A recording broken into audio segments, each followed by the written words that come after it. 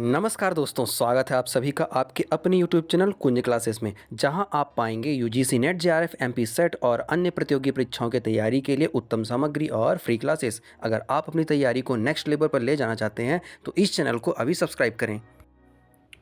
Good morning साथियों। कल हमने शिक्षण वृत्ति के इस सीरीज़ में क्या क्या कवर किया था। कल हमने कवर किया था मूल्यांकन प्रणालियों में मूल्यांकन के तत्व और प्रकार। आज हम करने वाले हैं उच्च शिक्षा में विकल्प आधारित क्रेडिट प्रणालियों में मूल्यांकन, मतलब कि क्या करेंगे, CBCS। इसका शॉर्ट फॉर्म क्या होता है, CBCS, अभी हम देखेंगे। दूसरा है कंप्यूटर आधारित परीक्षा, इसको बोलते हैं CBT। आज हम इन दोनों कवर करने वाले हैं और लास्ट में हम देख लेंगे मूल्यांकन पद्धतियों में नवाचार, क्या क्या नया आया है हमारी पद्धतियों में। परंपरागत को छोड़ करके हमने किस नए उपकरण को अपनाया है। तो चलिए आइए क्लास स्टार्ट करते हैं। तो चलिए दोस्तों क्लास स्टार्ट करते हैं। सबसे पहला टॉपिक है हमारा CBCS। क्या है CBCS? इसका फुल फॉर्म क्या होता है, चॉइस बेस्ड क्रेडिट सिस्टम, विकल्प आधारित क्रेडिट प्रणाली। साधारण शब्दों में कहें तो ये मूल्यांकन की ऐसी प्रणाली को दर्शा रहा है जहाँ पर जो छात्र हैं वो अपनी रुचि के अनुसार, अपने इंटरेस्ट के अनुसार मूल्यांकन के लिए सब्जेक्ट का चूज़ करेंगे। इसलिए तो यहाँ पर लिखा गया है चॉइस बेस्ड क्रेडिट सिस्टम। ठीक है, बच्चे खुद डिसाइड करेंगे कि उनको अपने किस पोर्शन का मूल्यांकन करवाना है। ठीक है, ये मैक्सिमम जो होता है कॉलेजों में अपर क्लासेस में होता है। ठीक है, ये हमारे लोअर क्लासेस में, मतलब कि LKG UKG फर्स्ट से 10th तक या 12th तक में नहीं होता है। यूजुअली स्कूल्स में देखने को ये नहीं ही मिलता है। ये कहाँ देखने को मिलता है, उच्च शिक्षण संस्थानों में, मतलब कि कहाँ पर, कॉलेजों में। चलिए आइए स्टार्ट करते हैं। तो एकदम साधारण शब्दों में मैंने इसकी परिभाषा लिखी हुई है, आइए पढ़ते क्या लिखा है। विकल्प आधारित क्रेडिट प्रणाली CBCS एक आधुनिक शैक्षणिक ढांचा है। ठीक है, ये ऑब्जेक्टिव के लिए क्वेश्चन बन सकता है, कैसा ढांचा है CBCS? आधुनिक शैक्षणिक ढांचा है।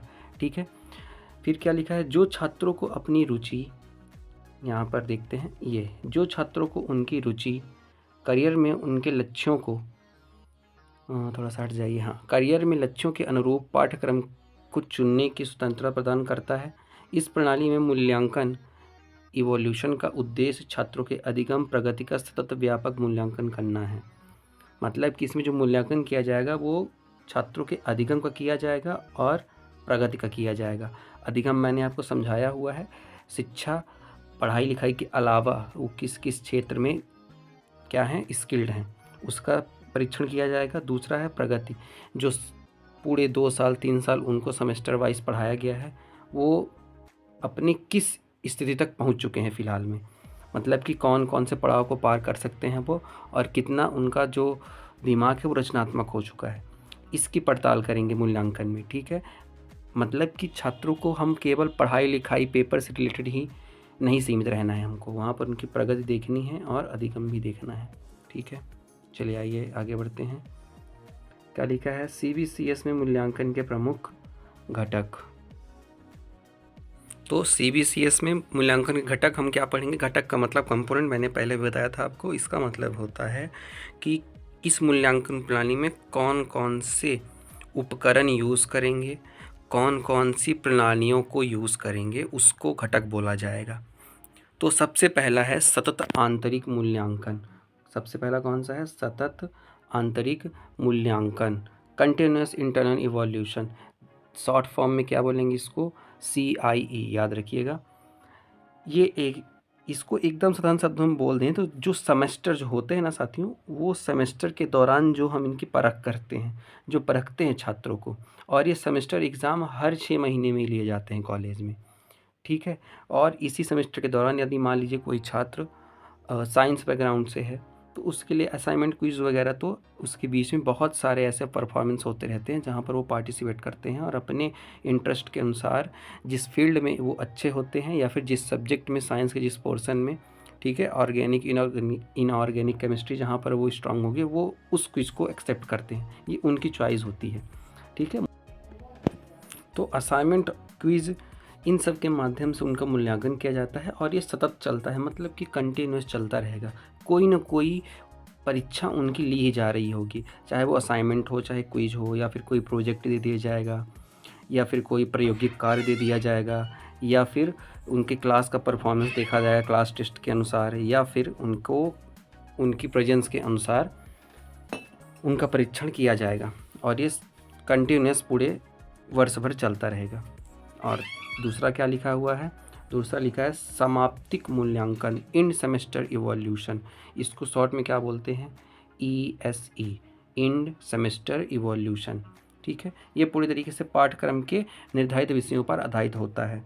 इसमें और कुछ नहीं पढ़ना है। मतलब क्या होता है कि जो सेमेस्टर होता है उसके अंत में, एकदम एंड में, कुछ छोटी छोटी परीक्षाएं और ली जाती हैं। सेमेस्टर एग्ज़ाम होते हैं और फिर उसके बाद एक और छोटी छोटी परीक्षाएं ली जाती हैं जो क्लास टेस्ट में उनके परफॉर्मेंस को रीचेक करता है। ठीक है, ये होता है ESE। इसमें सेमेस्टर एग्ज़ाम भी आते हैं और सेमेस्टर एग्ज़ाम के बाद जो क्लास टेस्ट होते हैं वो भी आते हैं। ठीक है, चलिए नेक्स्ट पढ़ते हैं। ग्रेडिंग प्रणाली कौन सा है हमारा नेक्स्ट, ग्रेडिंग प्रणाली। क्या लिखा हुआ है, ग्रेड पॉइंट्स औसत GPA, grade point average. GPA का फुल फॉर्म क्या होता है साथियों, ग्रेड पॉइंट एवरेज। और CGPA का होता है कम्युलेटिव ग्रेड पॉइंट एवरेज। दोनों का यूज़ कहाँ होता है वो थोड़ा सा देख लेते हैं। तो GPA जो होता है वो सेमेस्टर के एंड में या फिर साल के अंत में, इन दोनों GPA का यूज़ किया जाता है। ठीक है, और ये उनके औसत को निकालता है, मतलब कि कितना वो परफॉर्मेंस किए हैं दोनों सेमेस्टर को कंबाइन करके। मतलब कि एक साल बाद जो रिजल्ट आता है, जो फर्स्ट सेमेस्टर सेकंड सेमेस्टर को जोड़ करके, वो GPA में काउंट होगा, ग्रेड पॉइंट औसत। ठीक है, दूसरा है CGPA। CGPA उनके जितने भी सेमेस्टर होंगे, 8, 10, 6, 4, टोटल एवरेज, मतलब कि टोटल उनका जो एकेडमिक ईयर्स रहा है, संपूर्ण अकादमिक प्रदर्शन, उसको क्या करना है, समेट करके जो रिजल्ट निकल के आता है, फाइनल रिजल्ट जो आता है हमारा यूनिवर्सिटीज़ से, उसमें हम CGPA को क्या करते हैं, जोड़ते हैं। तो नेक्स्ट है CBCS में मूल्यांकन में विशेषताएं। तो पहली विशेषता है क्रेडिट आधारित। पहली कौन सी है, क्रेडिट आधारित। तो क्रेडिट आधारित का मतलब होता है कि हर एक छात्र को या फिर पूरे कॉलेज में ही छात्रों को एक क्रेडिट निर्धारित करी जाएगी। क्रेडिट का मतलब होता है कि आवंटित अंक, पहले से उनको मिनिमम जो अंक है पास होने के लिए वो बता दिया जाएगा कि आपको प्रत्येक पाठ्यक्रम में या फिर प्रत्येक सब्जेक्ट में 12 नंबर से अधिक पाना है। जैसे हमारे कॉलेजों में होता है तो 12 नंबर से अधिक पाना होता है, तभी हम क्या करते हैं, उसको क्वालिफाई कर लेते हैं।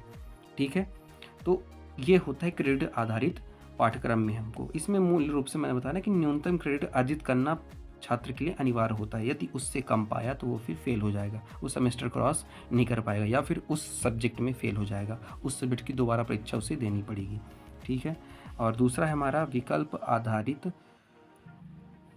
तो विकल्प आधारित में हमको क्या पढ़ना होता है, या पढ़ना क्या है, इसमें छात्रों को दे दिया गया है, वो अपनी रुचि के अनुसार अपनी मेन सब्जेक्ट मतलब कोर सब्जेक्ट है ना, ये जो लिखा हुआ है ना, मेन सब्जेक्ट, कोर सब्जेक्ट, और अपनी इलेक्टिव मतलब वैकल्पिक सब्जेक्ट, और फिर स्किल्ड बेस्ड जो भी विषय वो चुनना चाहते हैं, इन तीनों सब्जेक्ट्स में वो अपने अनुसार डिसाइड करेंगे, अपनी रुचि के अनुसार, अपनी इंटरेस्ट के अनुसार सब्जेक्ट्स को क्या करेंगे, चुनेंगे। तो ये होता है विषय आधारित। फिर थर्ड नंबर पर लिखा हुआ है आंतरिक और बाहरी मूल्यांकन। ठीक है, आंतरिक और बाहरी मूल्यांकन क्या लिखा है इसमें, 40 से 50% अंक आंतरिक मूल्यांकन से आते हैं, शेष 50 से 60% अंक बाहरी परीक्षाओं से। तो आंतरिक मूल्यांकन जो होता है वो जब क्लास अटेंड कर रहा होता है बच्चा, जो टेस्ट देता है बच्चा, और जो बच्चा कॉलेज की प्रेजेंटी बराबर लगाता है, मतलब कि 75% से ऊपर, तो वो 40 से 50% अंक को आंतरिक मूल्यांकन में आराम से कवर कर सकता है। और फिर बाहरी मूल्यांकन में उसे केवल परीक्षा में 50 से 60% अंक ही पाने होंगे और उसका एक अच्छा सा परसेंट बन जाएगा। ठीक है, तो आंतरिक मूल्यांकन 40 से 50% उसकी क्लास की परफॉर्मेंस देखी जाएगी, शेष जो बची है 50 से 60% जो बाहरी परीक्षाओं से आएगी, तो वो उसको सेमेस्टर का एग्ज़ाम दे करके मिलती है। चलिए नेक्स्ट पढ़ते हैं सतत और व्यापक। सतत का मतलब आप सबको पता ही चल गया है, निरंतर उसका मूल्यांकन होता रहेगा। अब यहाँ पर व्यापक मूल्यांकन, तो व्यापक मतलब उसके सभी पहलुओं को टच कर लेना है।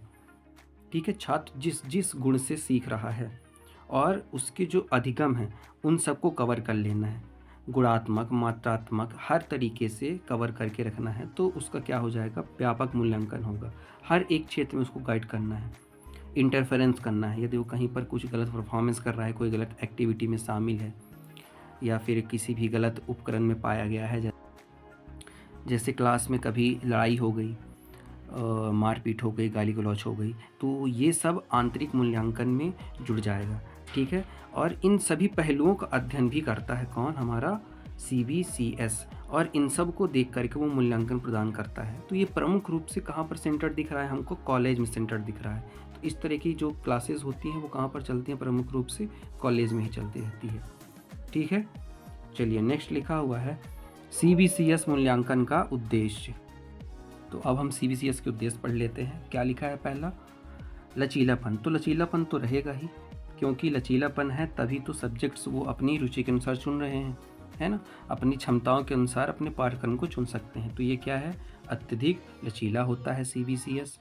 दूसरा लिखा है शिक्षा की गुणवत्ता में सुधार। शिक्षा की गुणवत्ता में सुधार कैसे होगा, जब वो सक्रिय भागीदारी निभा रहा है। क्यों, क्योंकि वो अपने सब्जेक्ट्स को खुद चुन रहा है, तो उसको परीक्षा देनी ही पड़ेगी, परीक्षा में पास होना ही पड़ेगा, इंटरेस्ट लेना ही पड़ेगा, क्लास अटेंड करनी ही पड़ेगी।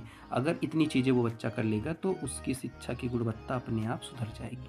ठीक है, तीसरा लिखा हुआ है समग्र विकास। तो समग्र विकास तो मैंने पहले ही बताया कि ये छात्र के पूरे अधिगम को कवर कर रहा है।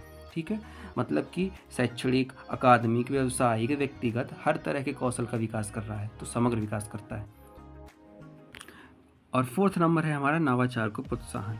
तो जब हम उसको कोई प्रोजेक्ट दे देंगे, या फिर कोई प्रयोग वर्क दे दिए, या फिर हम उसको क्लास में प्रदर्शन उसका देख रहे हैं, तो वो अपने आप को सुधारेगा, अपने परफॉर्मेंस में कुछ न कुछ रचनात्मक सुधार लाएगा, नई एक्टिविटी को अपनाएगा, प्रोजेक्ट्स के लिए वो अलग अलग जगहों पे जाएगा, तो उसका नवाचार तो हो ही जाएगा चारों तरीके से।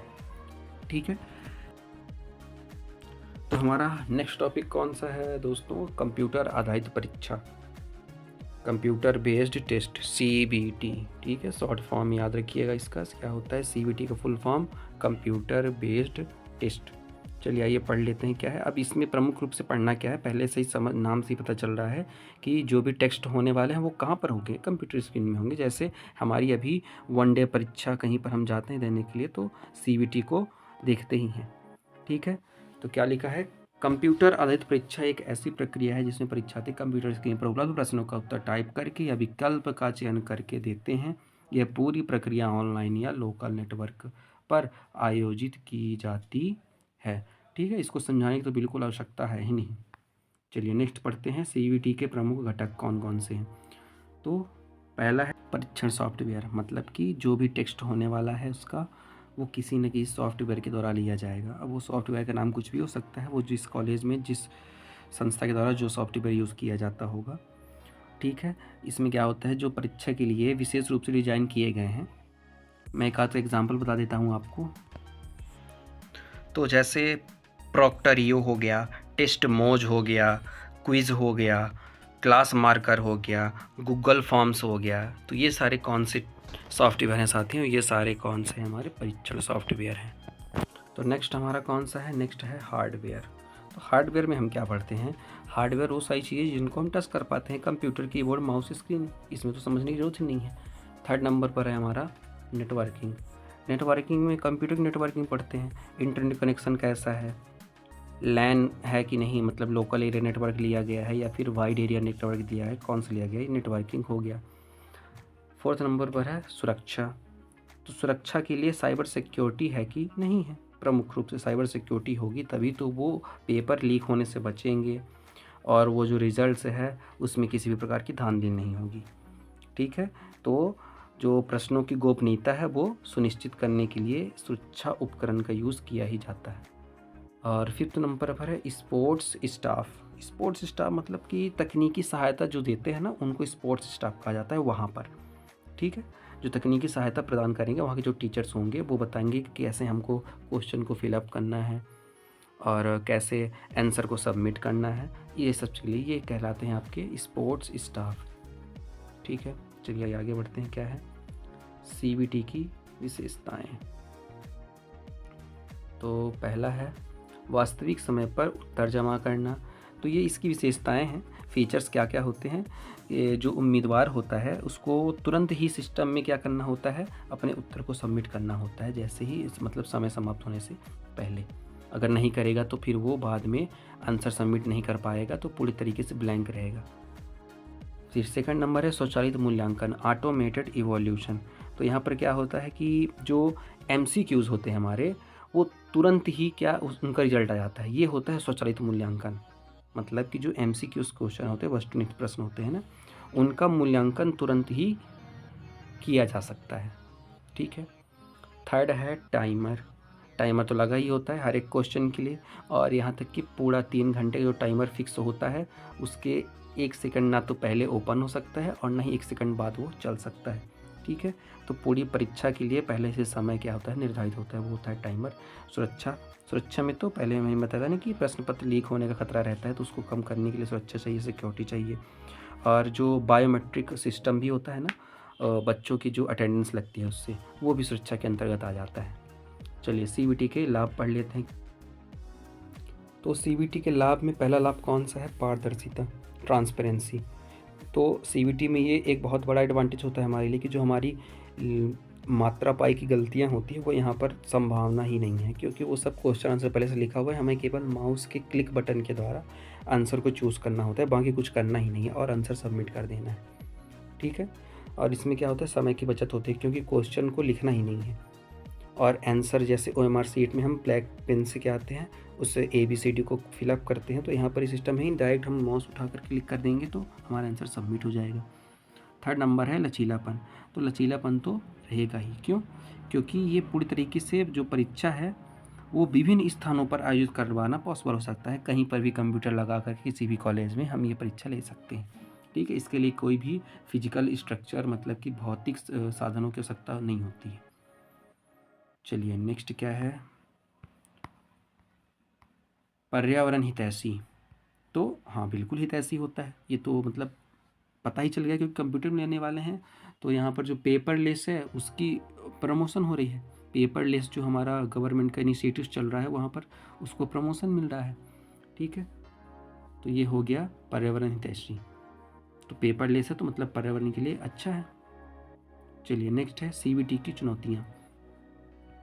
CBT की चुनौतियाँ, चैलेंजेस, तकनीकी समस्याएं। अब ये समस्या तो बिल्कुल जग जाहिर है, हर जगह पर पॉसिबल है। मतलब कि जहाँ पर टेक्नोलॉजी नहीं है वहाँ पर क्या होगा, CBT पॉसिबल नहीं होगा। वहाँ पर जो क्लास टेस्ट लिए जाएंगे वो कंप्यूटर के द्वारा होंगे ही नहीं, क्योंकि वहाँ पर कंप्यूटर ही नहीं होगा, इंटरनेट नहीं होगा। ठीक है। तकनीकी समस्या बनी रहेगी। दूसरा है तकनीकी ज्ञान। वहाँ के जो टीचर्स होंगे, जो स्पोर्ट्स स्टाफ होगा, जो स्टाफ मेंबर होगा, उसके पास जब कंप्यूटर ज्ञान ही नहीं होगा तो वहाँ पर जो बच्चा आया टेस्ट देने के लिए उसको कैसे बताएंगे कि कैसे आपको फिलअप करना है, तो इसकी समस्या है।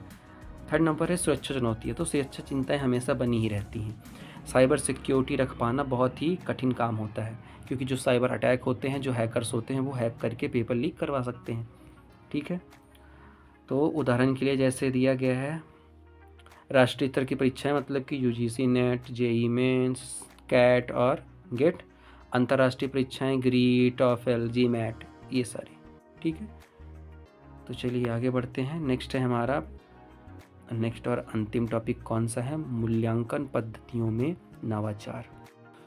तो पहला है सतत और व्यापक मूल्यांकन। तो ये एक नवाचार हुआ है किसमें, हमारी मूल्यांकन पद्धति में, कि अब जो मूल्यांकन होता है बच्चों का वो उनके सीखने से लेकर के व्यवहार तक का सबका मूल्यांकन होता है, और ये निरंतर पूरे वर्ष चलता रहता है। ठीक है। और ये शिक्षण प्रक्रिया के दौरान नियमित आधार पर किया जाता रहता है, मतलब कि डेली होता ही रहता है। और इसका जो यूज़ है, इसमें हम ग्रेडिंग सिस्टम का भी यूज़ करते हैं सतत और व्यापक मूल्यांकन में, है ना। अब ग्रेडिंग सिस्टम आ गया है, तो ये हो गया एक नया नवाचार। चलिए नेक्स्ट पढ़ते हैं फॉर्मेटिव मूल्यांकन। जो फॉर्मेटिव मूल्यांकन है वो बच्चों की चुनी गई सब्जेक्ट्स के अनुसार किया गया है। ठीक है। कैसे, हम उसी सब्जेक्ट्स को, जिस सब्जेक्ट को बच्चे ने अभी क्या किया है, चुना है, उसी से रिलेटेड हम उसको असाइनमेंट देंगे, क्विज़ देंगे, प्रोजेक्ट्स देंगे। ठीक है। और उसके पूरे शिक्षण अधिगम का क्या करेंगे, मूल्यांकन कर लेंगे। ये होता है फॉर्मेटिव मूल्यांकन। प्रमुख रूप से फॉर्मेटिव मूल्यांकन में बच्चों की जो प्रतिपुष्टि है, मतलब जो फीडबैक है, उसको लेने के लिए हम उनको क्विज, असाइनमेंट और प्रोजेक्ट देते हैं। ठीक है। थर्ड नंबर है समापन मूल्यांकन, समेटिव असेसमेंट। इसके बारे में मैंने ऊपर बताया ही हुआ है कि जो पूरा ग्रेडिंग जो पूरा एक कंप्लीट सिलेबस होता है, जो पूरे 4 साल में उनको पढ़ाया गया है, उसका एंड में एक जो रिजल्ट निकल के आता है वो होता है समापन मूल्यांकन। इसका सबसे बेहतरीन एग्जांपल हम अपनी ही परीक्षा को ले सकते हैं। कौन सी? नेट JRF की परीक्षा। यहाँ पर हमारे 10th 12th और फिर कॉलेज में यूजी में जिस सब्जेक्ट्स को लिए हैं वो सब्जेक्ट, फिर पीजी में जो विशेष सब्जेक्ट लिए थे वो सब्जेक्ट, इन सभी का समटिव कलेक्शन होता है। कहाँ पर? नेट JRF की परीक्षा के दौरान। ठीक है। चलिए नेक्स्ट लिखा है स्वचालित मूल्यांकन। स्वचालित मतलब ऑटोमेटिव। मैंने इसको ऊपर भी बताया हुआ है। क्या होगा कि जो कंप्यूटर होता है वो स्वचालित के अंदर ही आता है ना। जो CBT एग्ज़ाम है हमारा वो स्वचालित के अंदर ही आ जाएगा, वो अपने आप ही होता है। वस्तुनिष्ठ प्रश्न देता है हमें और हम उसको क्या कर देते हैं, फिलअप कर देते हैं। तो जो भी परीक्षा क्या होती हैं, इंस्टेंट रिजल्ट दे देती हैं। ठीक है, उसको हम स्वचालित मूल्यांकन कहते हैं। फिर नेक्स्ट है हमारा पोर्टफोलियो मूल्यांकन। ये थोड़ा सा इम्पॉर्टेंट है। ठीक है।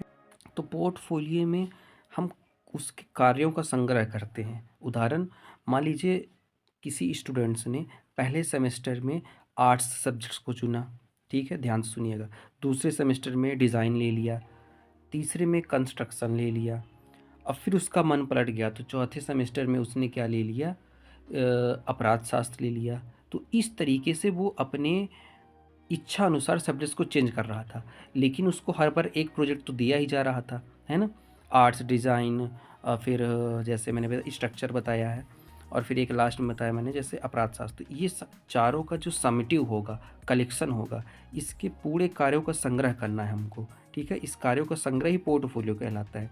और फिर जाकर के इन चारों की प्रगति रिपोर्ट बनानी है, और फिर बच्चे की प्रगति का विश्लेषण करना है, और फिर एंड में उसका मूल्यांकन करना है। ठीक है, तो ये होता है पोर्टफोलियो मूल्यांकन। इसमें बच्चे की जो रचनात्मकता है उसका मूल्यांकन हो रहा होता है। ठीक है। चलिए नेक्स्ट है पेपरलेस मूल्यांकन। तो पेपरलेस मूल्यांकन है ही, मूल्यांकन पद्धति में बहुत अच्छा नया नवाचार हुआ है कि अब जो पेपरलेस है उसको काफ़ी बढ़ावा मिल रहा है। तो पेड़ों को हमारी सहूलियत होगी, पेड़ कटने कम हो रहे हैं। ठीक है, तो डिजिटल जो टेक्निक्स हैं उनको यूज़ किया जा रहा है। जैसे असेसमेंट हो गया, जिसमें ऑनलाइन क्विज, वीडियो असाइनमेंट जो होते हैं। ठीक है, तो इनके द्वारा हमारा क्या होता है, पेपरलेस जो पर्यावरण होता है वो सुरक्षित होता है। नेक्स्ट है हमारा सहकर्मी मूल्यांकन। कौन सा है? सहकर्मी मूल्यांकन, पीयर असेसमेंट। इसमें जो दूसरे साथी होते हैं ना, उन दोनों के कार्यों का कलेक्शन किया जाता है।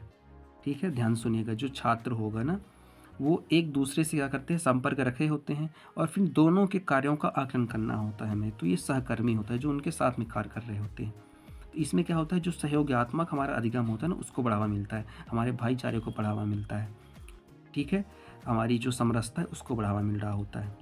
अब नेक्स्ट है हमारा ओपन बुक मूल्यांकन। ये ओपन बुक परीक्षा की तरह ही है कुछ। यहाँ पर जो मूल्यांकन होता है उसके लिए छात्रों को जो भी संसाधन उसके पास है उसको उपयोग करने की अनुमति दे दी गई है। बोला गया आपके पास बुक है उठाइए, हम इसी बुक से क्वेश्चन करेंगे। आपको तुरंत ही क्या करना है, सोच करके जवाब देना है, या फिर सोचिए, या फिर उस बुक से जो भी आपके पास है उसमें ढूंढिए। ठीक है, तो ये होता है ओपन बुक मूल्यांकन, और ये उच्च शिक्षा में यूज होता है। ठीक है, हायर क्लासेस में, हायर स्टडीज़ में, जहाँ पर बच्चा पूरी तरीके से मैच्योर हो चुका है। ठीक है, तो उसकी रचनात्मकता के स्तर को क्या किया जाए, परीक्षण किया जा रहा है कि वो कितना जल्दी उस बुक्स में उस क्वेश्चन तक पहुँच सकता है, यदि उस बुक को पढ़ा हुआ है तो। ठीक है, ये होता है ओपन बुक मूल्यांकन। तो नेक्स्ट है हमारा गेम आधारित मूल्यांकन, गेम बेस्ड मूल्यांकन। तो ये बहुत ही अच्छा है, और इसमें जो हमारे क्या होते हैं, जो पज़ल गेम होता है, जो चेस होता है, ऑनलाइन जो लर्निंग गेम्स होते हैं, ठीक है, जैसे सिमुलेशन हो गया, इसका उपयोग हो गया। तो ये सारे गेम आधारित मूल्यांकन, ये भी ऐड किया गया है हमारी शिक्षण अधिगम में। ठीक है, तो नेक्स्ट है हमारा विश्लेषणात्मक उपकरणों का उपयोग, एनालिटिकल टूल्स।